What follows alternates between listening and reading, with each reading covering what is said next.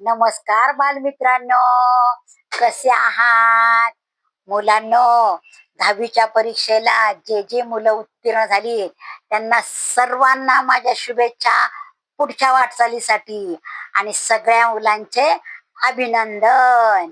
मुलांनो, आज आपला शनिवार, गोष्टीचा वार. आज आपल्या गोष्टीचं नाव आहे संत चोखा मेळा. मुलांनो, आपला महाराष्ट्र ही संतांची भूमी आहे. आपल्या महाराष्ट्रात अनेक संत होऊन गेलेत. एकनाथ महाराज, संत ज्ञानेश्वर, संत नामदेव, संत तुकाराम, संत गोरा कुंभार आणि संत चोखा मेळा. मुलांनो, आपल्या महाराष्ट्र देशात पंढरपूर येथे विठोबा आहे ना, आपला देव, आपलं दैवत.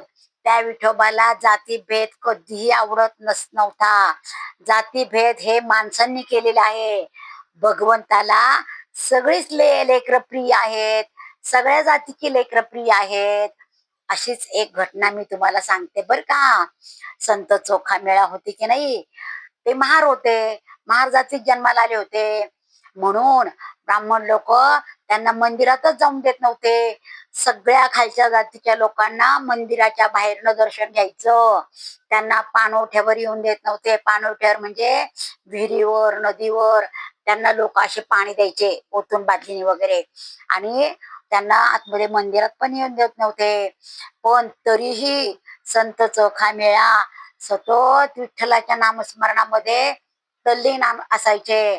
प्रत्येक वेळेला खाताना विठ्ठला ये बाबा जेवायला, विठ्ठलाच्या पायरीवर काहीतरी ते ठेवायचे सतत.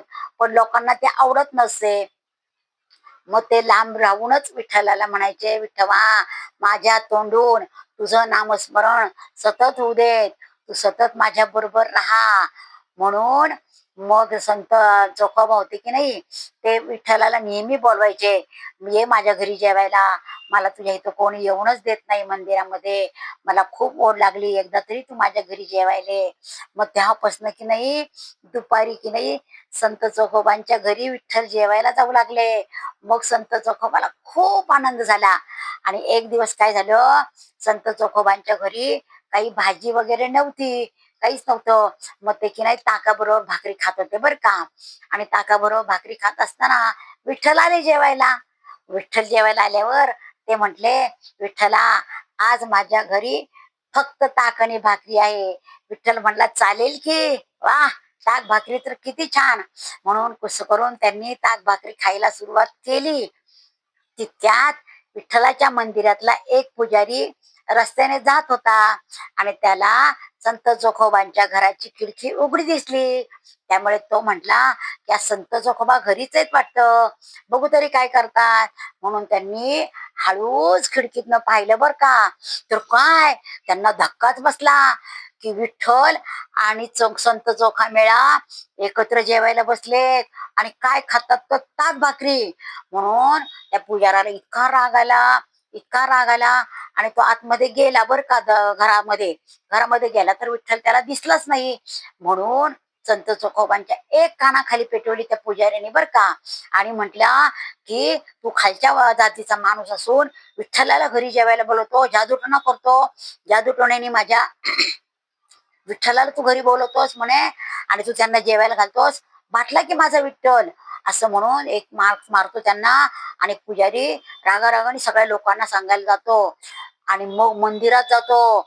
मंदिरात गेल्यावर काय, विठ्ठलाचं तोंड हे सुजलेलं. अरे बापरे. मग पुजारी म्हटला, अरे मी तर चोखोबाच्या तोंडात मारली, विठ्ठला तुझ्या तोंडाला काय झालं? तर म्हणे की माझा चोखोबा हाच खरा माझा भक्त आहे, आणि माझी अंतकरणापासून भक्ती करतात.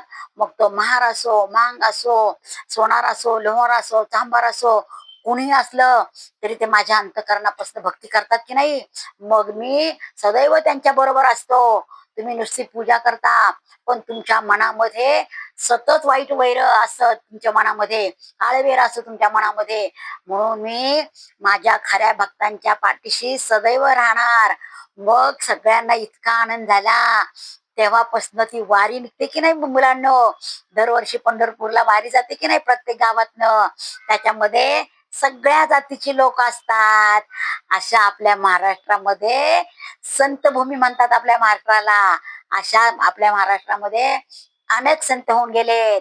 त्यापैकी हे संत चोखामेळा, त्यांची ह्या आठवड्यामध्ये पुण्यतिथी होती की नाही, म्हणून तुम्हाला मी संत चोखामेळ्याची गोष्ट सांगितली.